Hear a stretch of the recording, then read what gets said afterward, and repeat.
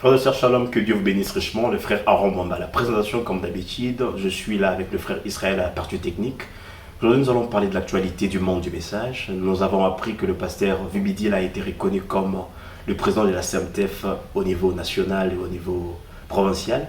Alors, cela a créé quelques problèmes dans le monde du message. Le pasteur Carlos, qui s'est mis presque en colère, qui va demander à ce que son aîné se rende à la justice, qui va porter plainte contre son aîné. Alors, ce sera l'actualité que nous aurons aujourd'hui dans cette émission. Installez-vous le plus confortablement, nous allons en discuter tous ensemble, trouver les pour et les contre, et bienvenue à tous. Alors, comme nous l'avons déjà dit, le sujet est trop vaste, le monde du message a presque bougé de voir un ancien être traduit à justice. Mais nous allons commencer par le début du commencement. Moi, je pense que cet effet n'a pas commencé aujourd'hui. Je pense que ça a commencé bien avant. Les anciens, ils avaient quelques petits conflits entre eux qu'ils ont essayé de réparer. Aujourd'hui, le même conflit, je pense qu'il n'est pas encore éteint. Il résiste toujours. Le vieux Bibidi, là, personnellement, je pense que c'est un bon papa, un vieux sage, intelligent, un ancien qui a plus d'expérience que le pasteur Carlos Village. Si le pasteur Carlos s'est donné le poids et la peine d'aller auprès de la justice porter plainte, peut-être qu'il a raison, on ne sait pas. Il a ses propres raisons qui l'ont poussé à faire cela.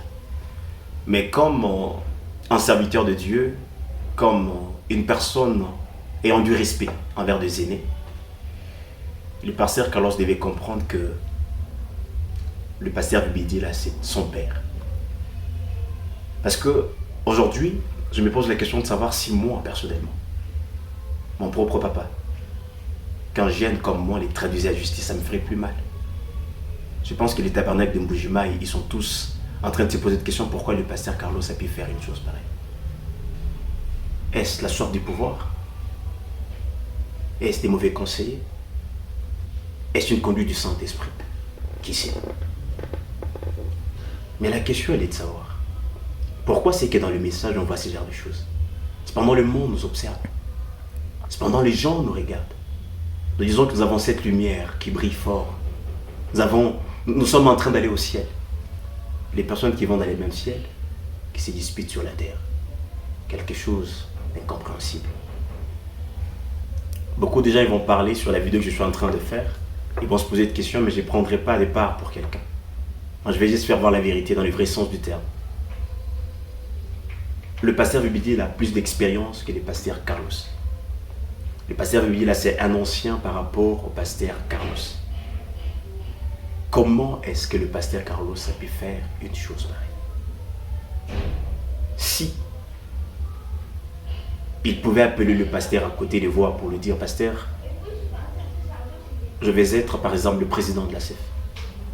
Ça pouvait être possible. Est-ce qu'ils ont pris le temps de parler? On ne sait pas, moi et toi. Nous sommes en train de voir que des retombées.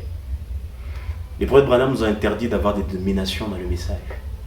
Quand cette idée a commencé, quand ils ont élu les présidents, il y avait déjà des mouvements, il y avait déjà des contradictions entre le pasteur Carlos et le pasteur Vubidil. Il a vu que le vieux sage, il est sage, il s'est tué.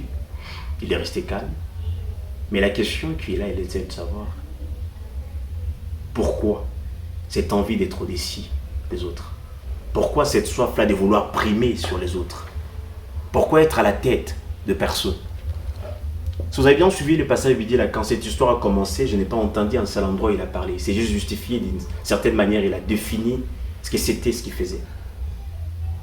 Mais après, le pasteur Carlos a été proclamé comme président.